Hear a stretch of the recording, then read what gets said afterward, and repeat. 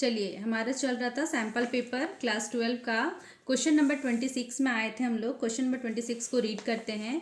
Issue and Nisu are partner sharing profit and losses in the ratio of 2:1 on 31st December 2019 the partner decided to dissolve the firm.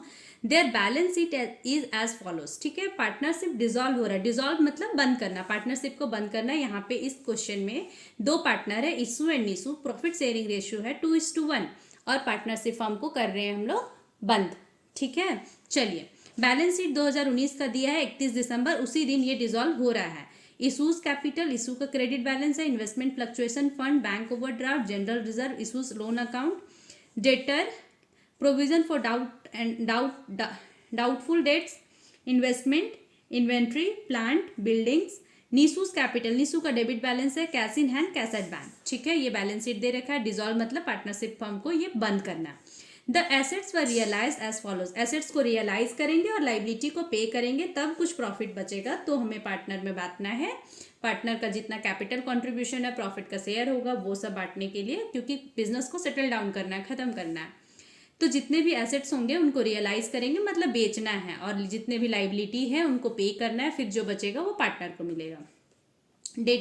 Debtor 26,00,000 realise हो रहा है। Debtor 26,000 का था, जिसमें से provision 2,000 का create हुआ है। 26,000 का रियलाइज हुआ। Inventory 8,500, plant 10,000, building 1,00,000, investment were taken over by issue. Investment कितना का है? इन्वेस्टमेंट 40,000 का है, जो इन्वेस्टमेंट इशू लेकर जा रही है, लेकिन 35,000 के अमाउंट पे। ठीक है। Compensation was paid to employ 10,000। Compensation employ को दिया जा रहा है 10,000 का। अब क्या बनाना है हमें? Prepare realisation account, partners capital account and bank account. हमें बनाना है realisation, partner capital and bank account. ठीक है। जब पार्टनरशिप डिसॉल्व होता है, जब पार्टनरशिप बंद होता है, उस केस में हमें बनाना होता है रियलाइजेशन अकाउंट, क्योंकि एसेट्स को रियलाइज करना होता है और लाइबिलिटी को पे करना होता है। जब हम लोग पीछे पढ़ के आए हैं कि एडमिशन और डेथ और रिटायरमेंट के टाइम हम बनाते थे रिवैल्यूएशन अकाउंट। एसेट्स रिवैल्यू होता था, लाइबिलिटीज का फिगर चेंज होता था, एसेट्स बढ़ता था, घटता था, लाइबिलिटी भी बढ़ता था, घटता था। इस केस में एसेट्स को बंद करना है, लाइबिलिटीज को भी बंद करना है। तो पहले एसेट्स और लाइबिलिटीज को ट्रांसफर करेंगे रियलाइजेशन अकाउंट में, फिर वहां से रियलाइज करेंगे, फिर लाइबिलिटी को पे करेंगे, तो हमारा रियलाइजेशन प्रॉफिट या लॉस आएगा। प्रॉफिट आएगा तो पार्टनर में बटेगा, लॉस आएगा तब भी पार्टनर में बटेगा। ठीक है, चलिए, तो क्या करना है? इस क्वेश्चन को मैं पहले से सॉल्व कर दी हूँ, बस मैं सॉल्यूशन से समझा दूंगी। ठीक है, चलिए, रियलाइजेशन अकाउंट बनाएंगे। रियलाइजेशन अकाउंट नॉमिनल अकाउंट है। देखो, partners particulars debit side, credit side. Realisation account में एसेट्स को इस साइड ट्रांसफर करेंगे, क्योंकि एसेट्स पहले से बैलेंस शीट में डेबिट बैलेंस शो कर रहा है, तो एसेट्स को बंद करना है, तो एसेट्स को करेंगे क्रेडिट।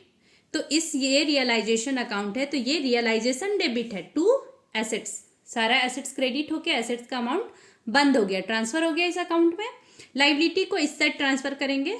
ठीक है, और जो प्रोविजन फॉर डाउटफुल डेट्स होता है, वो क्रेडिट साइड, ये रियलाइजेशन का इस साइड, लाइबिलिटी साइड ट्रांसफर करते हैं। ठीक है, चलिए, ट्रांसफर कर दिए।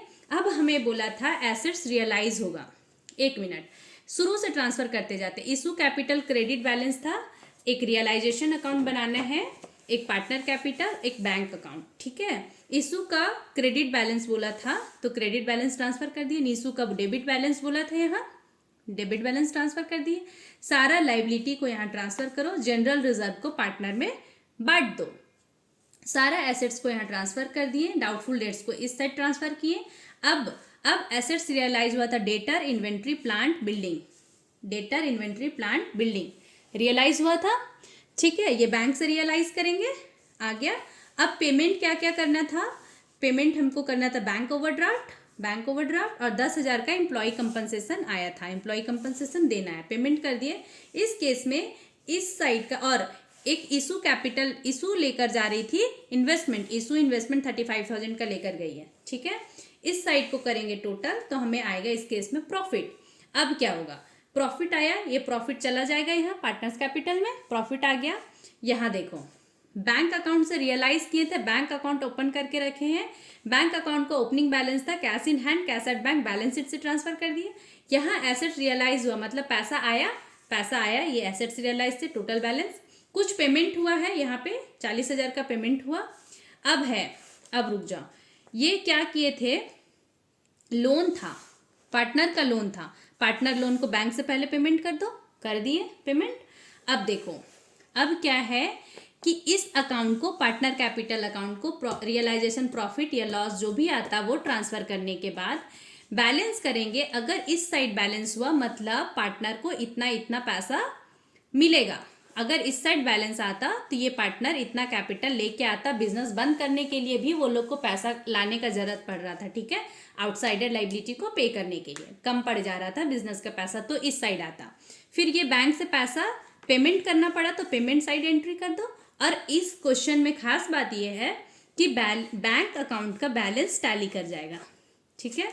और ये जो जनरल रिजर्व था, ये general reserve as a profit surplus balance है फर्म में, तो ये पार्टनर्स में बढ़ जाएंगे, ठीक है, बंद होने से पहले। तो ये जनरल रिजर्व हमें बांटना था, उन लोग को जो प्रॉफिट शेयरिंग रेशियो था 2:1 में, 2:1 में इसका ये हम लोग 56,000 को 2:1 में बांटे थे, तो ये अमाउंट आया था, ठीक है।